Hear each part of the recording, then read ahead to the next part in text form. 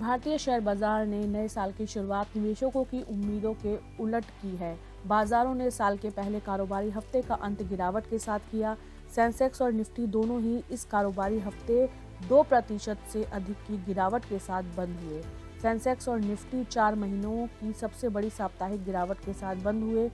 Global जोखिम, भू राजनीतिक तनाव और अमेरिकी टैरिफ की अनिश्चितता ने माहौल बिगाड़ा है। ऊपर से विदेशी निवेशकों की लगातार बिकवाली ने दबाव और बढ़ा दिया है। अब सवाल ये उठता है कि क्या बाजार संभलेगा या गिरावट बरकरार रहेगी। निवेशकों की नजर अब उन शेयरों पर है जो बाजार की दिशा तय कर सकते हैं। आने वाले हफ्ते 8 कंपनियों के शेयर चर्चा में रहेंगे। सबसे पहले बात करते हैं आईसीआईसीआई लॉम्बार्ड जनरल इंश्योरेंस की। तो कंपनी के एक कर्मचारी से हुई चूक के कारण तीसरी तिमाही के अनऑडिटेड वित्तीय नतीजे गलती से व्हाट्सएप स्टेटस पर साझा हो गए। गलती सामने आते ही स्टेटस 1 घंटे के भीतर हटा दिया गया। कंपनी ने साफ किया कि ये आंकड़े ड्राफ्ट थे और बदल सकते हैं। इसके बावजूद पारदर्शिता के तहत एक्सचेंजों को सूचना दी गई। सेबी के इनसाइडर ट्रेडिंग नियमों के अनुसार अब आंतरिक जांच चल रही है, जिस पर निवेशक नजर बनाए हुए हैं। वहीं वेदांता को एक बड़ी राहत मिली है। नेशनल कंपनी लॉ ट्रिब्यूनल ने वेदांता और उसकी subsidiary Talwandi Sabo power limited के बीच अरेंजमेंट स्कीम को मंजूरी दे दी है। इस मंजूरी के बाद ग्रुप के रीस्ट्रक्चरिंग प्लान को आगे बढ़ाने में मदद मिलेगी, जिसे निवेशक लंबे समय से ट्रैक कर रहे हैं। बात करें लेमन ट्री होटल्स की, तो कंपनी के बोर्ड ने कंपोजिट स्कीम को मंजूरी देकर सब्सिडरी फ्लेयर होटल्स के डीमर्जर का रास्ता साफ कर दिया है। फ्लेयर्स होटल्स में ग्रुप की प्रॉपर्टी एसेट्स रखी जाएंगी और इसे अगले 12 से 15 महीनों में बीएसई और एनएसई पर अलग से लिस्ट किया जाएगा। इस फैसले का वैल्यू अनलॉकिंग के लिहाज से अहम माना जा रहा है। वहीं महिंद्रा एंड महिंद्रा ने दिसंबर 2025 में शानदार प्रदर्शन किया।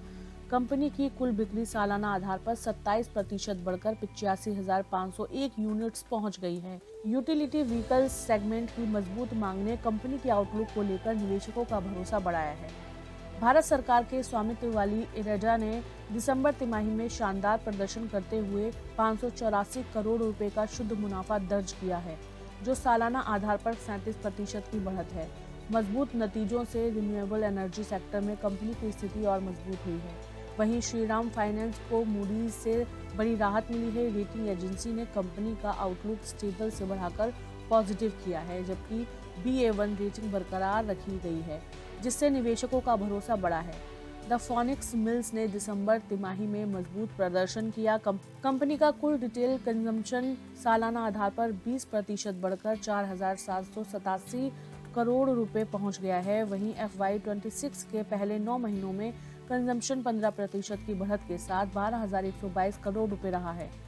वहीं एक्जो नोबेल इंडिया ने बोर्ड स्तर पर बड़ा बदलाव किया है। कंपनी ने पार्थ जिंदल को नॉन एग्जीक्यूटिव चेयरमैन और एडिशनल डायरेक्टर नियुक्त किया है, जिससे रणनीतिक दिशा को लेकर चर्चाएं तेज हुई हैं।